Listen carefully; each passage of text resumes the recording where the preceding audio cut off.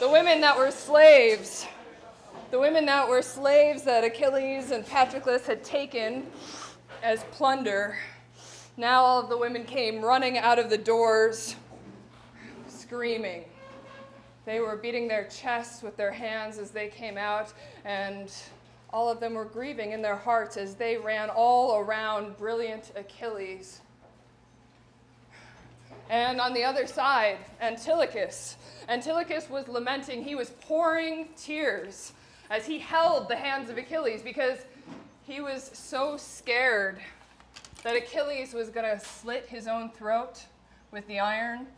And Antilochus, his own famous heart, was grieving.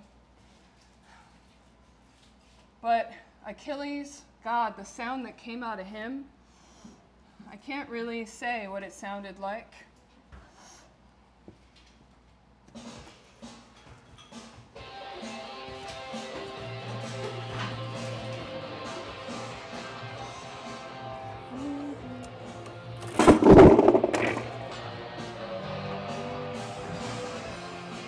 But his mom heard him all the way down in the depths of the salt sea as she sat next to her old man father. And all around her were the Nereids, the sea nymphs, as many as live in the deeps of the salt sea. There was Glauce and Thalia and Cimodike, and there was Nisaea and Iara. Oh, nope, not yet. Sorry.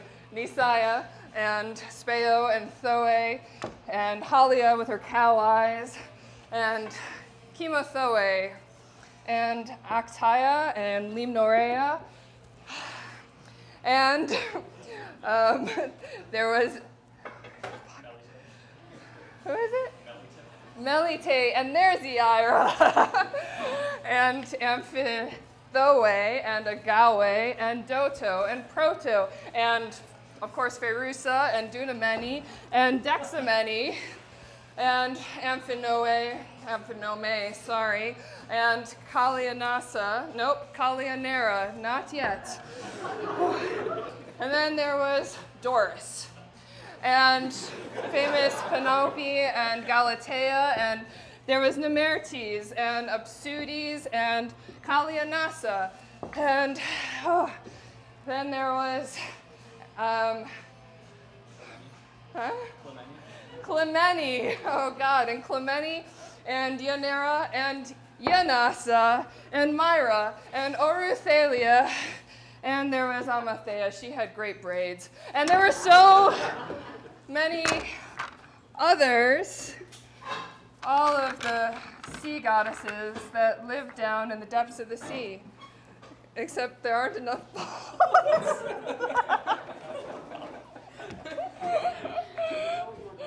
They got stuck.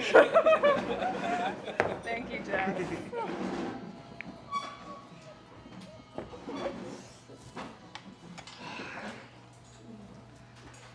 So, now when all of the nymphs had gathered, as many as there were down in the depths of the salt sea, that was when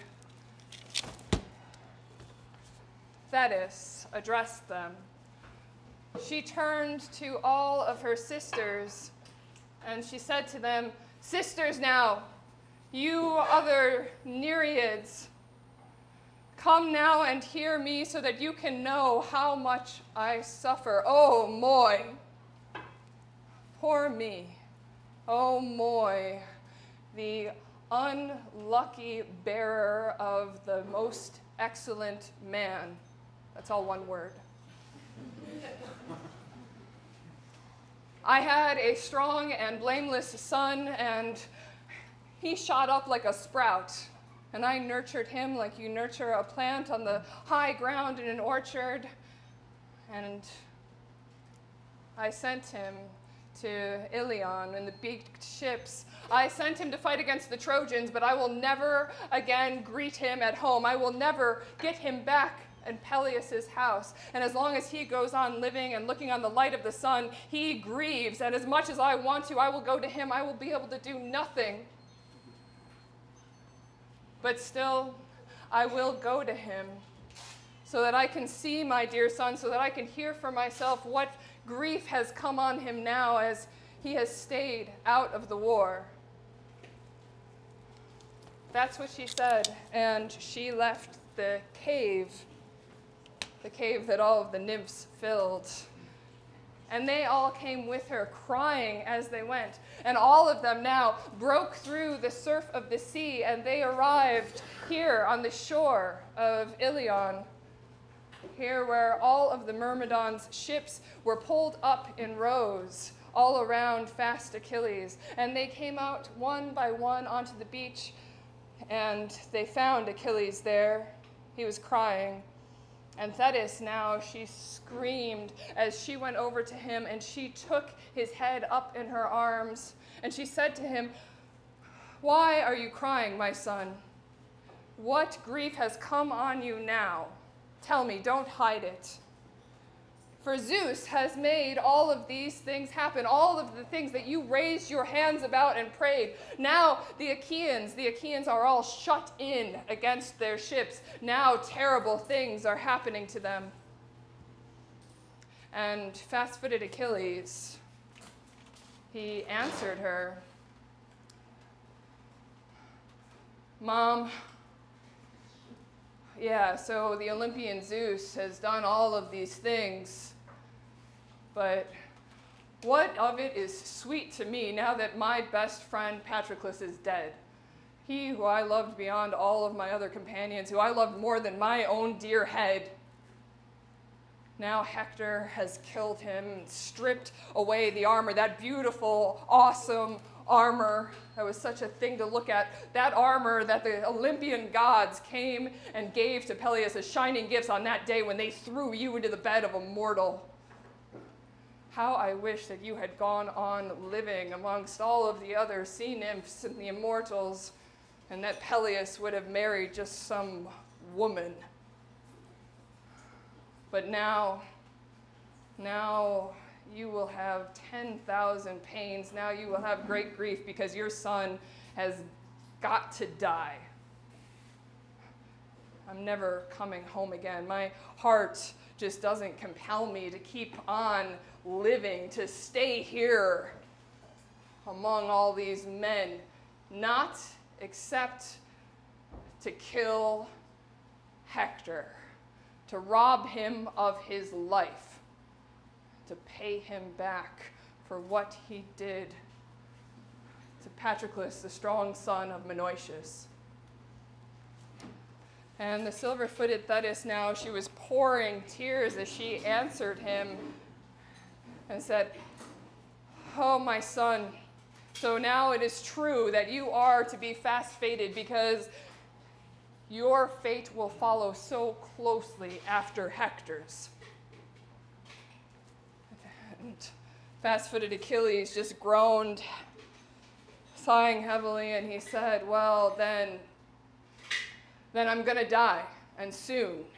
And, maybe I should die since I wasn't there to defend my best friend.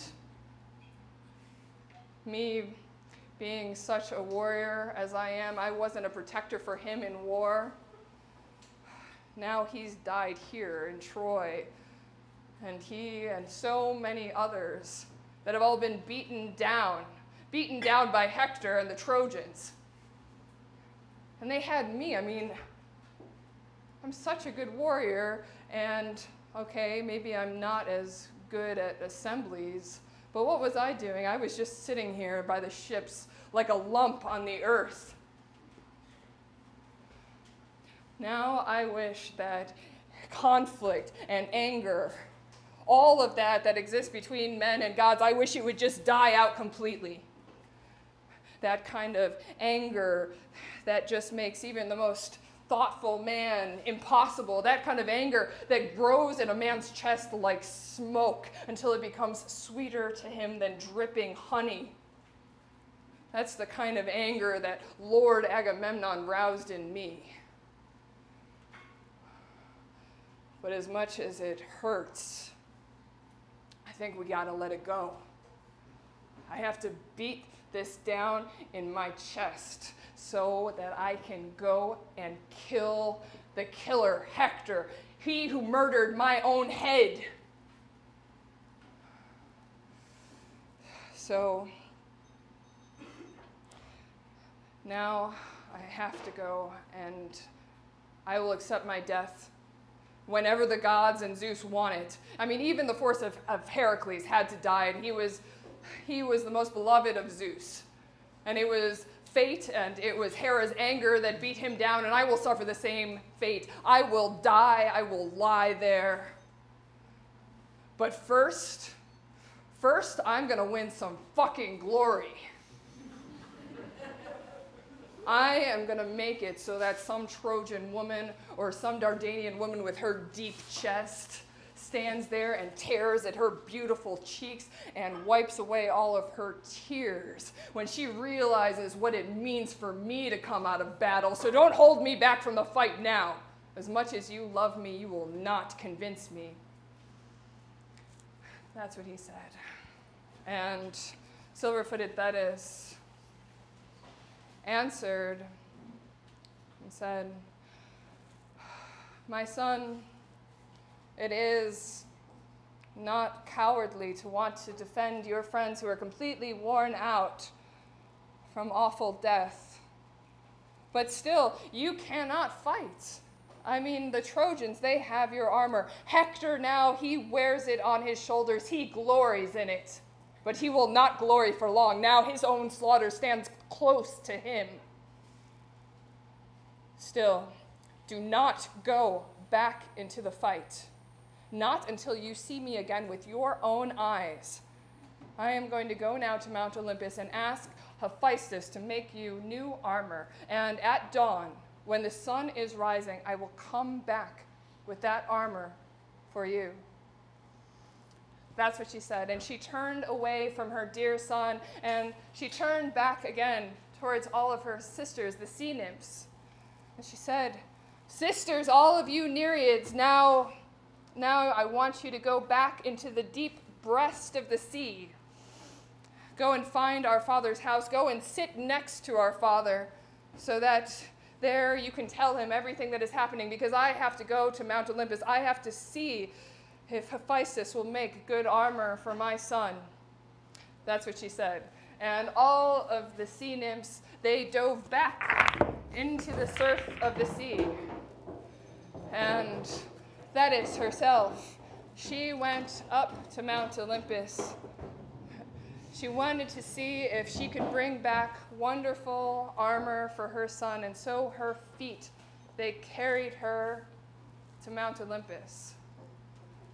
Meanwhile, the Achaeans, now all the Achaeans were running in a terrible clamor. They were being driven by man-slaughtering Hector. Now they were going all the way back to the ships. Now they were going all the way back to the Hellespont. And they were being pushed by Hector and all of the people, all of the horses. Hector's courage now was burning in him like a fiery flame. 3 times now, Hector came from behind, and he dragged the body of Patroclus. Now the Achaeans, with their good shin guards, could no longer protect the body. 3 times Hector came to drag the body, and 3 times here come the Ajaxes with their rushing courage, driving Hector back. But Hector does not go back. Hector, sometimes he rushes out forward. Sometimes he stands fast and screams out to everyone, but he never gives an inch. Now it's like the Ajaxes are herdsmen in the field, and they're trying to drive off 2 starving lions from a body of their flock, but they can't do it. That's now how the Ajaxes couldn't push off Hector from Patroclus's body. And now Hector would have dragged that body, and he would have gotten all the way back to the windy Ilion and gotten huge kudos. Except that Iris, the messenger of the gods, she came down now from Mount Olympus, and it was in secret, okay? Zeus or all the other gods, none of them knew. It was only Hera who had sent her, as she came down to tell Achilles to arm. She stood next to Achilles, and her words flew. "Get up, Achilles! come on, now you have to defend Patroclus. Now there's this terrible battle that has erupted all over the ships. All of the Trojans want to take him all the way back to windy Ilion, and it's especially Hector now. Hector, who wants to cut his head off of his soft neck and put it on a stake. So now you have to defend him. Now this will be your greatest shame, your greatest outrage, if you let him become a chew toy for the Trojan dogs, if you let the Trojans drag him and mutilate his corpse. That's what she said. And fast-footed Achilles said, Iris, which one of the gods sent you with this message?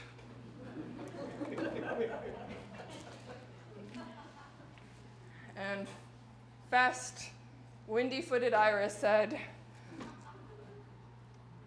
it was Hera.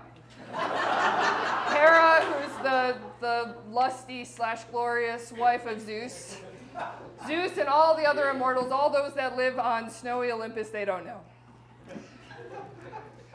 And fast-footed Achilles answered her and said, okay, but how am I supposed to go and fight in the battle? You know, they have my armor. They have my good armor, and my mom told me that I have to wait right here.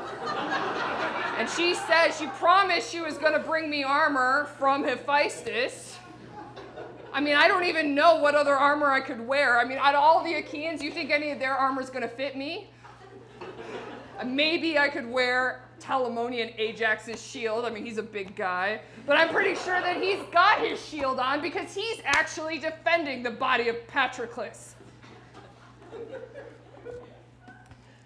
And fast, windy-footed Iris answered and said, yeah, you know, we know that they have your armor. We know that. We're gods.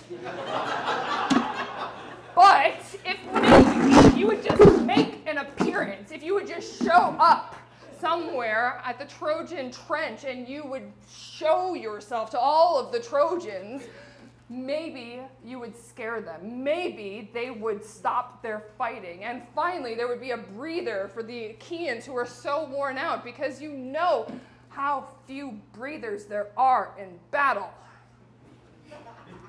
That's what Iris said as she went back up to Mount Olympus. And now, Achilles got up. Oops, sorry. And it was Pallas Athena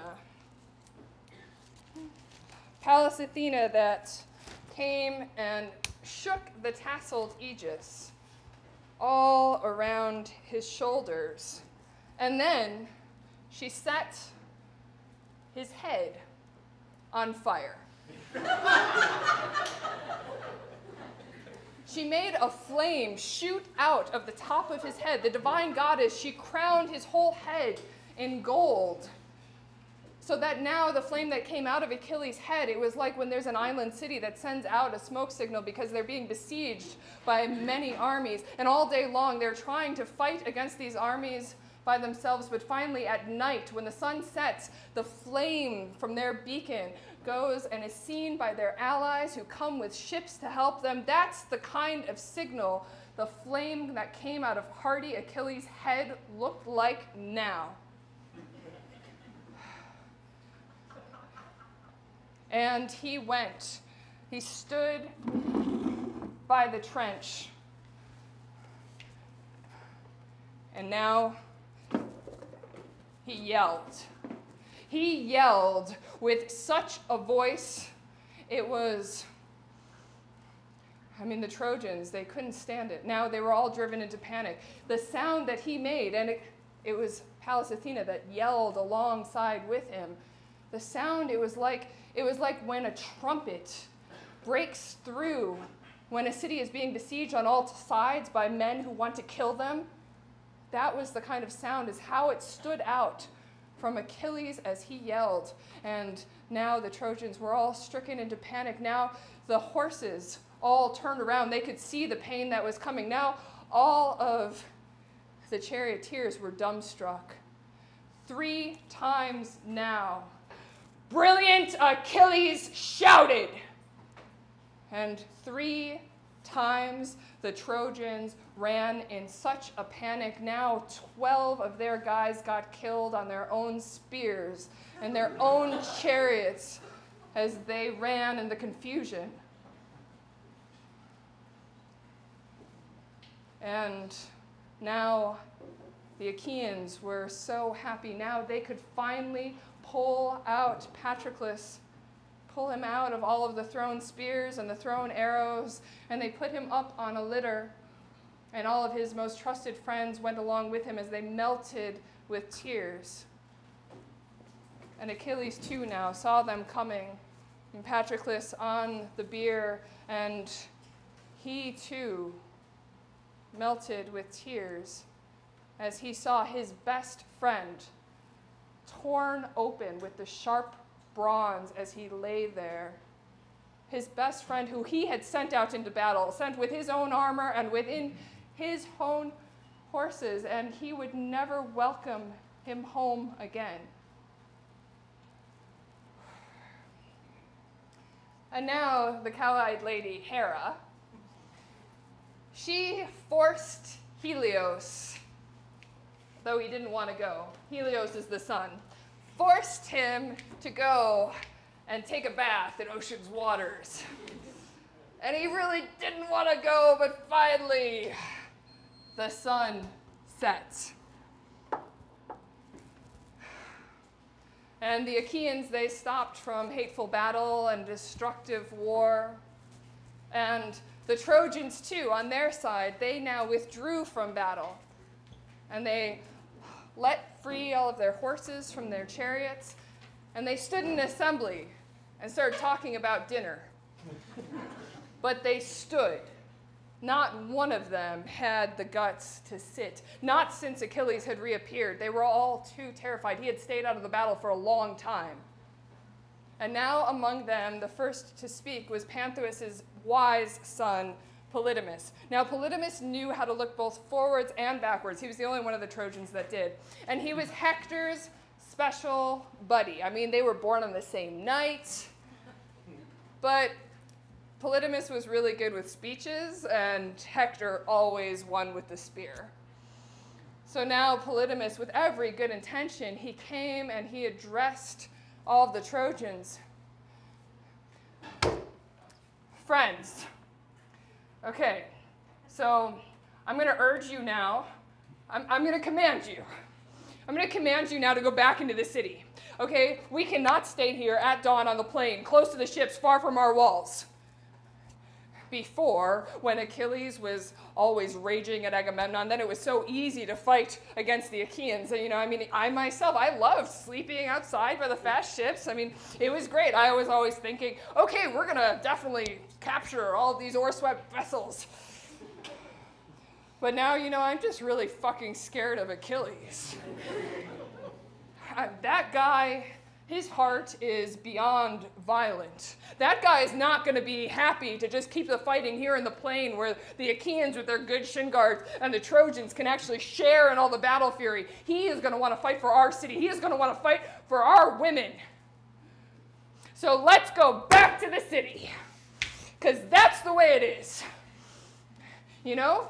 I mean, and now night is the only thing that's keeping Achilles back. And as he catches us out here at dawn, you know what's going to happen, right? I mean, then any man is going to recognize what the hell Achilles means to them. And then you're going to be so happy to make it back to Ilion safe and sound because, oh man, so many of us are going to be, eaten by the Trojan fucking vultures and dogs. So let's go.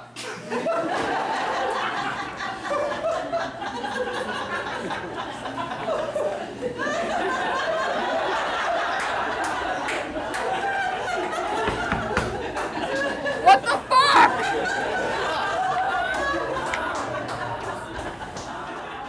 Look, I know it's hard to listen to this, but you have to listen to me. You have to. We have to move this assembly assembly back into the city. We have a fucking city. We have high walls and great gates, you know, with boards that fit together. We could stand on those walls to defend our city. Tomorrow at dawn, we could get up there on the battlements. And then it would be far worse for any man who wants to try to get away from his ships and attack our walls. Then he would go running back away from our city. And his horses, they would get the full measure of their race course. They would get it out of their veins, and the white dogs would eat them.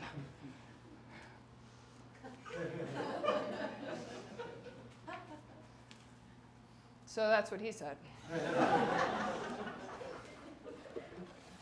And, hey guys. And Hector just glared at him from underneath his eyebrows.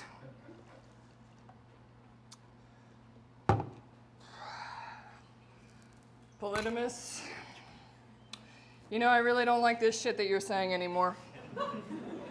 All this shit you're talking about, oh, we should shut ourselves in the city. I don't know about you, but I've had quite enough of being shut inside the city. You know what they used to say about Troy, about Priam's city? They used to say, damn, they got a lot of gold. Damn, they got a lot of bronze. Yeah? Well, where's it all now? Where are all of our beautiful treasures? They're somewhere. Somewhere in lovely Phrygia or Maeonia. Because Zeus hates us.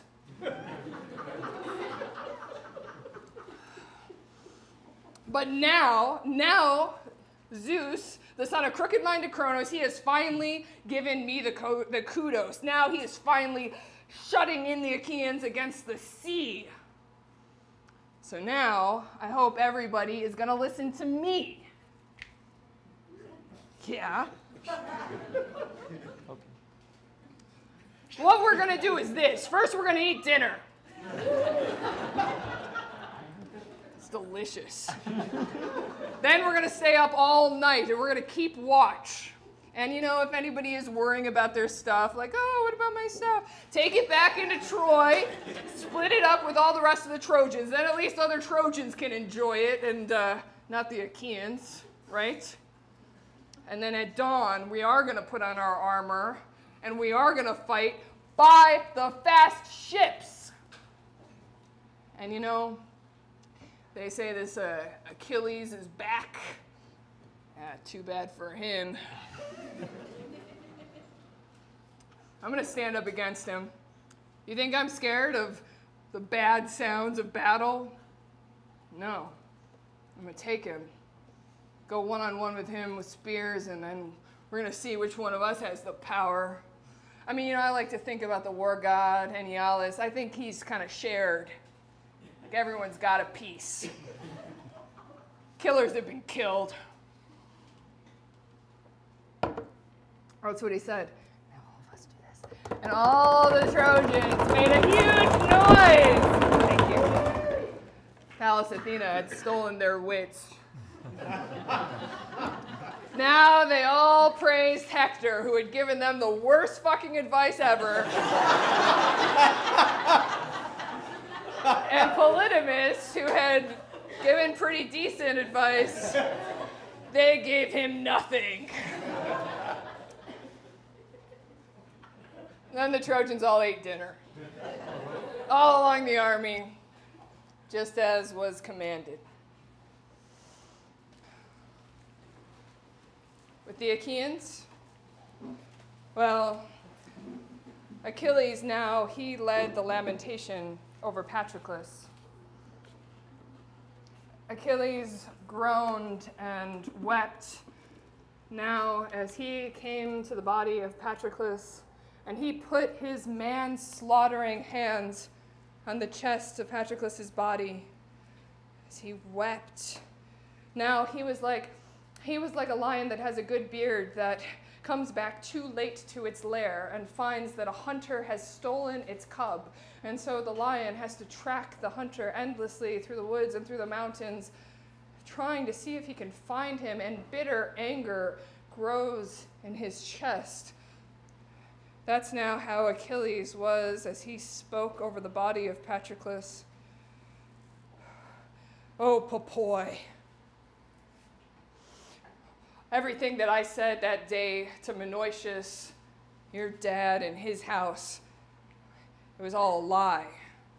When I said that you would come back to Apoius, you would have sacked the whole city of Ilion, you would be bringing back so much awesome plunder.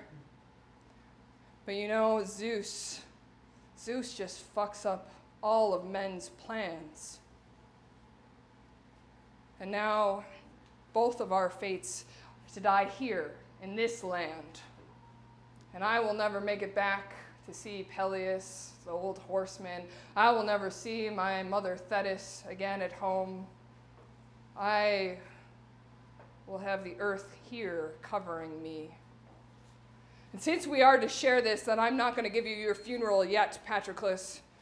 First, I'm going to kill Hector and strip all of his armor, and I will not give you your funeral rites until I can place his head and his armor on your funeral pyre, and I will slit the throats of 12 young Trojan men, and I will lie them there too as shining gifts for you, as payback for what they did to you.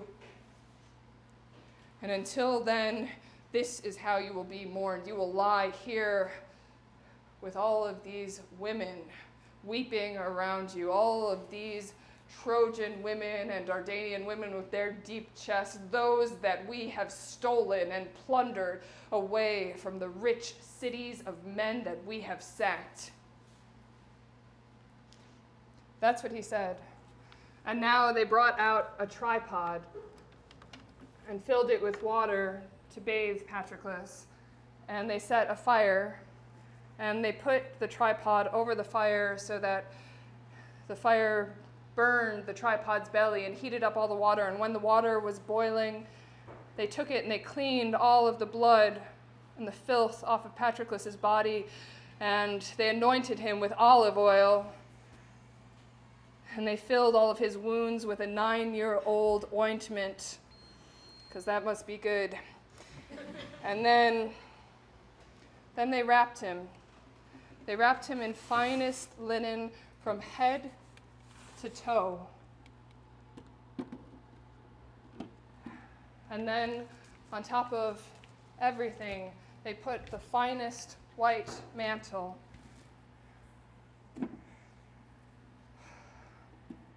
So all night long, now Achilles led the lamentation around the body of Patroclus.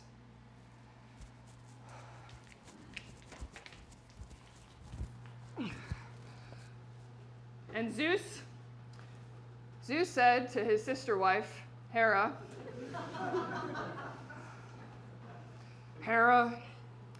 I mean, what, cow-eyed lady, what are you up to here, making Achilles rise again? You know, sometimes I think that you treat the Achaeans with their flowing hair like they're your own. And the cow-eyed lady, Hera, answered and said, Zeus, you most shameful son of Kronos, what did you just say to me? Do you know how any mortal can just do whatever they plan? And, you know, mortals have, like, no resources at all, but still they get shit done. And I am a goddess.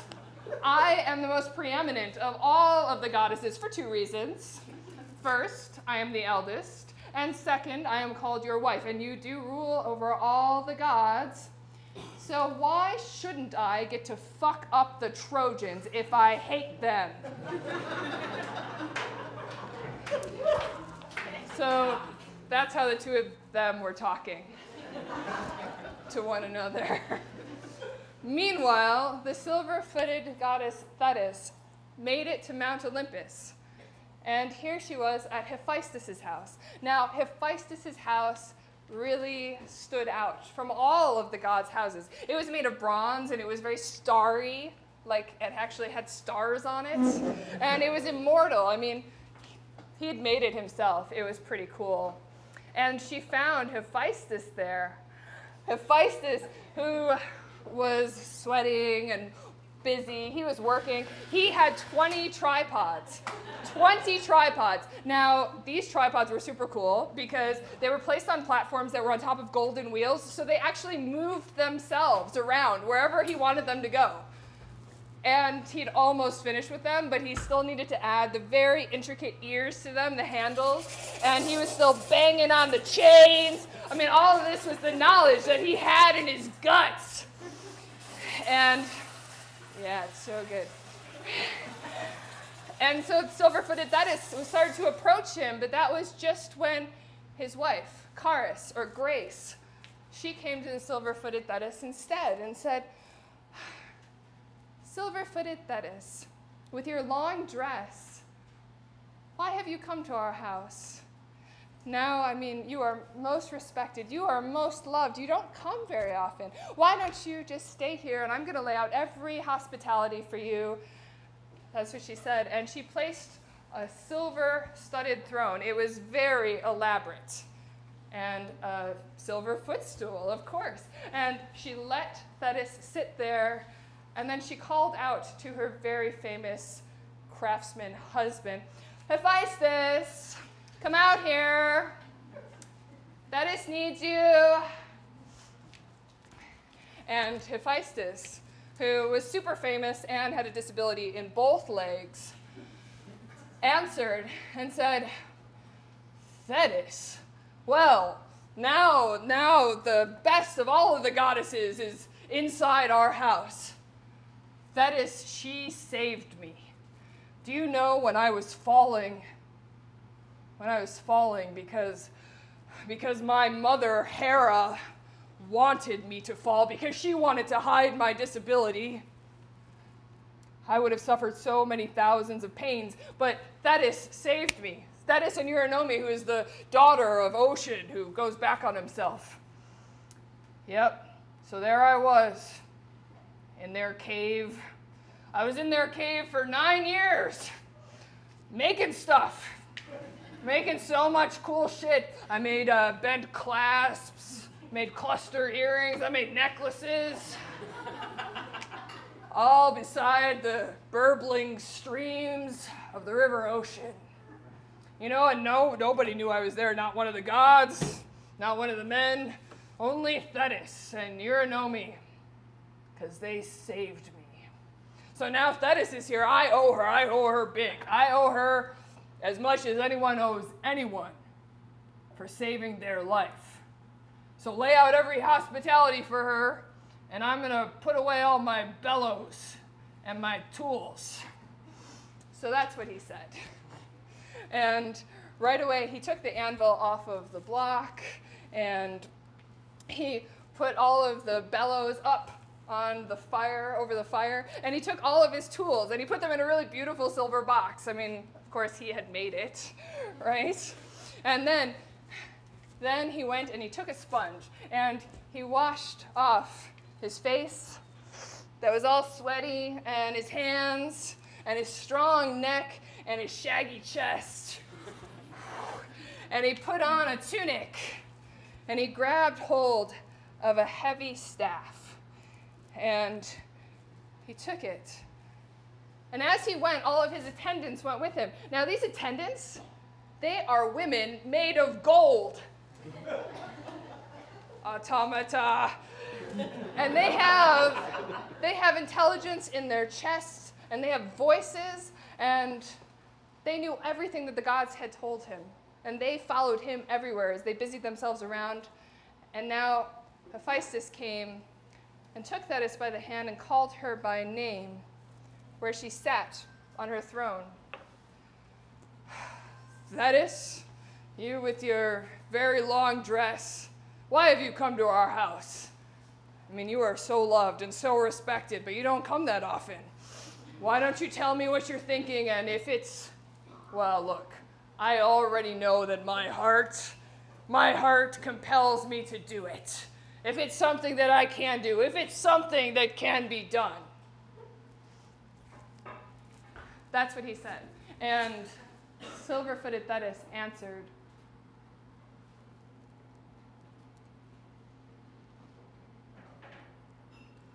"Hephaestus, Do you know of any other Olympian goddess who has suffered as many things as I have? Do you know all those things that Zeus has put me through? All of my deep sea sisters, I was the only one who was forced to marry a mortal, forced to marry Peleus. And now Peleus, he wastes away with age at home in bed. But I had a strong son, a strong and blameless son. He was preeminent among heroes. He is preeminent among heroes.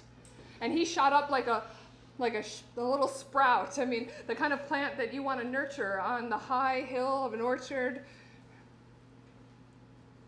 And I sent him in the beaked ships to fight at Iliad against the Trojans. Although I'm never going to see him again at home at Peleus' house. And now as long as he lives, as long as he looks upon the light of the sun, he is grieving. And even though I go to him, I can't do anything about it. Now the Agamemnon has taken the girl who the sons of the Achaeans chose out for him as his prize. And so now all day long he grieves over her. He eats his heart out. He wastes away and he will not fight. And now the Achaeans, they have been shut in beside their ships, and the Trojans won't let them out. And now the Argive elders, they came to him and they offered him many famous shining gifts, trying to get him to come back to the fight, but he refused all of them. And instead, he sent his best friend Patroclus to go fight. And many men followed with Patroclus, and they were fighting well. They were fighting all the way at the sky and gates of Troy, and they would have sacked the city. Except that Apollo planned such evil shit for Patroclus.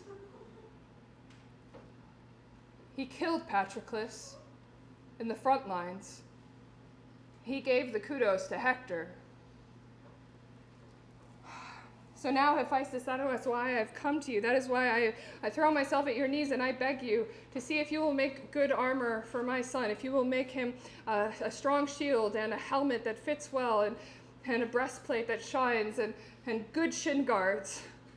Because now he has lost his best friend, and all day long now Achilles just lies on the ground weeping over Patroclus.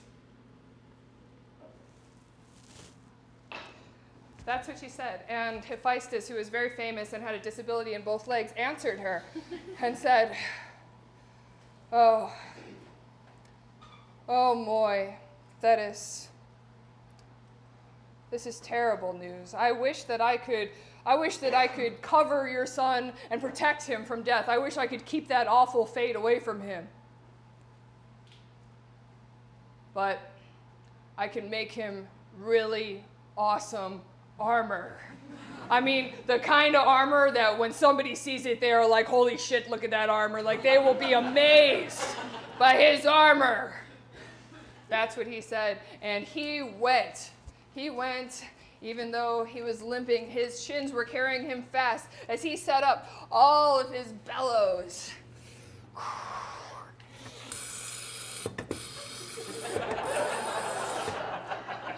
He had set up all 20 bellows, and they were all going at once, and he was running back and forth between all of them, working however they wanted.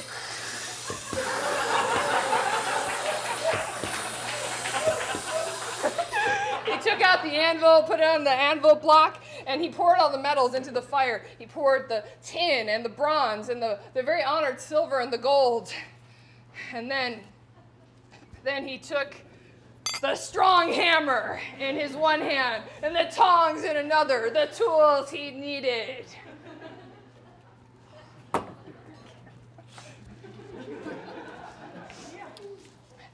And the first thing that he made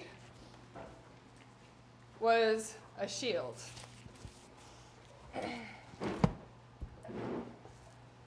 Now, he made this shield, and it was 3 layers all the way around the shining edge. And it was strong, and it was heavy, and it had a silver shield strap. And there were 5 layers in it altogether. And on them, he put the most intricate designs because he knew them. I mean, he had so much knowledge in his guts. The first thing that he put on was the earth the earth and the sea and the sky. And he put the wearless sun and the waxing moon. And he put all of the constellations that crown the heavens. He put the Pleiades and the Hylides, and he put the strength of Orion. And he put too there the bear, who you call the wagon, who we call the dipper. And the bear only circles around Orion, right? The bear never takes a bath in the streams of ocean. And then next, he put 2 cities on the shield. And in the first city, there was a marriage procession, and all of the young women, they were coming out of their bedrooms. They were being led under torchlight.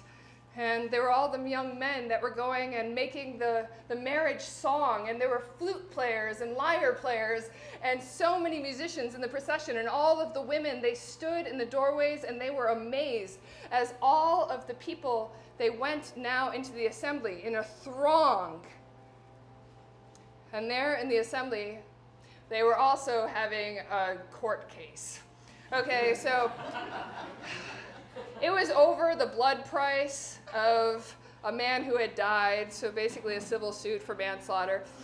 And one of the guys was claiming up and down that he had paid the whole blood price, and the other guy was like, I didn't get anything. And so now there were many people there to help the judges make their judgments, and there were heralds to keep the crowds in check. And the judges themselves, they sat on these well-polished stones, and they were in a holy circle, and each one of them held in their hands a herald's staff, and they had a clear voice. And each one of the men, now one after another, came forward to present his case. And in the middle of everything, there were 2 talents of gold. A talent is a whole body's worth of gold, right? 2 talents of gold to go to the man who had the strongest case. And then the other city, around the other city, there were 2 armies. There was the besieging army, and there was the city's army. And there, the besieging army was torn, because some of them wanted to raze the city to the ground, but some of them wanted to steal everything inside of it and divvy it up.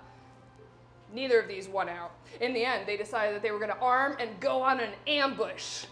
And then all the people in the city who were guarding the walls, they were the women and the children and the men who were old, because all of their young men had already gone out on the march, and Ares and Athena had gone out with them. Ares and Athena, Hephaestus, made out of gold, and their clothes were made out of gold, and they stood out, especially because they were gods, but all of the other people were so tiny next to them as they marched. And then the besieging army, they found a place where they were going to set their ambush. It was a place where all the cows, always watered by a rushing river, and that's where they lay in wait in all their shining armor. And they sent out 2 scouts to see if there were any herds that were coming. And soon enough, they found a herd of sheep and a herd of twisty cows. And there were shepherds with them, but the shepherds were just playing the panpipes and having a great time. They didn't think there was going to be an ambush. But soon enough, the army fell on them, and they stole all of the cattle and the sheep, and they killed the shepherds. And when the army from the city heard all the ruckus that was coming from the cow watering area, they ran. They came forward fast on their horses and their chariots, and now there was a huge battle that erupted all around the streams of the river, with the men trying to kill each other with their sharp bronze spears. And conflict was there, and battle noise was there, and death was there. And conflict was carrying a man who had just now gotten a wound, and battle noise was carrying an unwounded man, and death, of course, death was dragging a man by the foot who had already died. And all 3 of them, they were dressed, well, they had red metal that signified the blood of men that poured down their clothes and soaked them. And they fought just like mortal men, and they dragged away all of the men who had died. And on the shield, he also made fields. Fields of something good. They were being plowed, so we don't know yet. They had good boundaries, and there were many plowmen, and they were with their yoked plows going back and forth on the fields. And every time that the plowman would reach the edge of the field, there would be some guy there with a silver cup full of sweet wine, which he would pretty happily just accept before he turned his plow around again and have to go back the other way. And every time the plow cut the furrow, there was the metal that actually darkened. It darkened in the furrows and made it set out from the rest of the field. I mean, that's the kind of artistry that he was working on this shield. Then there was a king's district that he made. Okay, and here there were a bunch of day laborers, and they were working with sharpened scythes to do a harvest. And there were all these men who were the sheaf gatherers, you know, the guys who tie the wheat into sheaves. And they were always tying up sheaves. And there were always these kids who were just endlessly gathering up all the grain in their arms and handing it over to the sheaf bearers. There were 3 of them that were stood there. And the whole time, the king is just standing there in silence, looking over all of them, and he's so chuffed that they're doing all this work, and he's like, yeah. And then the heralds call, and it's time for a meal under a tree. And so then they sacrifice the cows, and then the women make the meal, and for the day laborers, and they sprinkle white barley everywhere. Then he made vineyards out of gold, and the vineyards were ripe, bursting with fruit, so that all of the clusters of grapes were dark metal. And the vine poles that all the vines were around were made of silver. And the troughs that were in between the vineyards, they were made of cobalt. And then the wall all the way around the vineyard was made of tin. And there was a path cutting right through the vineyard, only one way, in or out. And along there were young men and young women who were carrying woven baskets full of the sweet fruit. And among them was weaving this little kid, and he had a lyre, and he was singing this song of Linos, which we don't actually know what the song is like, because maybe it's a funeral dirge, but it's clearly supposed to be happy here. And all of them are dancing along to it in this procession. I mean, their feet are moving along with the rhythm of the song. And then he made cows. He made so many straight horned cows. They were made out of gold, and they were made out of tin, and they were rushing from the place that had all their shit in it because they didn't want to hang out there. And instead, they went to the place where they really liked to pasture. It was along the rushing waters of a river where the reeds were all flickering, and there they went in rows, and there were cowboys that went with them. There were 4 cowboys that he made out of gold as they went in their rows. And there were also 9 silver dogs. But there were also 2 terrible lions. 2 terrible lions that now took a bull out of the first row. And the bull was bellowing, and they dragged it anyway as they fucking took him, and he bellowed. And all the dogs and the men, they came running after them, shouting. The dogs trying to bite the lions. But before they could, the lions had already broken through the bull's hide, and they were gulping down all the bull's guts and blood. And now all the dogs just stood a little ways away, and they couldn't attack. Instead, they just howled and howled and howled. And then the very famous craftsman who had a disability in both legs, he made the most beautiful glen. And it was a glen that was full with a flock of white sheep, and there were sheepfolds and huts and tents. And then the very famous craftsman who had a disability in both legs, he made the most intricate dance floor. I mean, it was the kind of dance floor that Daedalus made in wide Knossos for Ariadne with her good braids. And on this dance floor, there were many young men and young women who were dancing. And the young men, they were holding the wrists of the young women as they led them in the dance. And the young women, they were wearing fine linen dresses. And the young men, they were wearing well-woven tunics, and all of their clothes shimmered with olive oil. And the young women, they were wearing lovely headbands. And the young men, they were wearing long golden knives that were hanging from silver belts. And all of them now rushed together in this dance. They really knew how to move their feet. They knew how to move their feet like a potter. A potter knows as he crouches down over his wheel, and he knows how to fit things well together on that wheel, but he needs to see if it's running. That kind of precision is how these young people now danced, rushing back and forth. And there was a divine singer among all of them, and he was singing along with his lyre, and there were 2 acrobats that were leading the whole dance. They were drumming out the rhythm as they flipped. And then, around the whole outside of the shield, around all of its strong and well-made edges, that's where he put the river ocean. He put the whole river ocean that flows around the whole world. He put that flowing all around the strong, well-made edges of the heavy shield. So that's how he made the shield, heavy and strong. And then he made a shining breastplate that shone with the rays of fire. And then he made a strong helmet that fit closely to the temples of the head, and he made shining shin guards out of tin.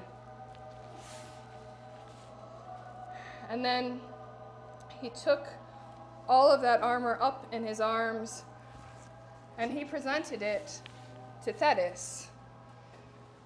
And Thetis, she took up the armor, and she went running down from snowy Olympus now like a hawk, as she carried with her all of the good armor that Hephaestus had made for her son Achilles.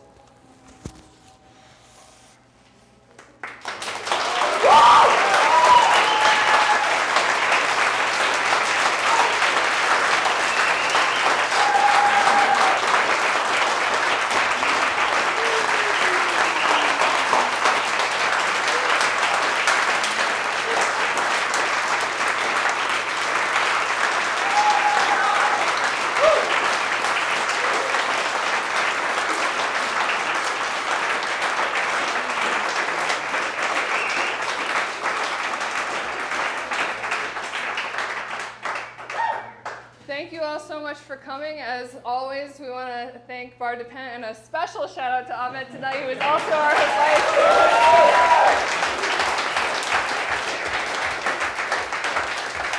I want to thank Anthony Pavoni, helping me through the nymphs. Sam Windholz, who's not only our videographer, but also did the Shield video this week.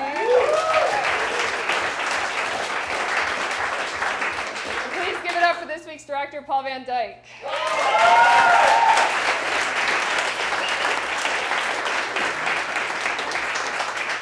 And please come back next week. Our very own Alex Martalogu will be directing me. Thank you all, and have a wonderful week.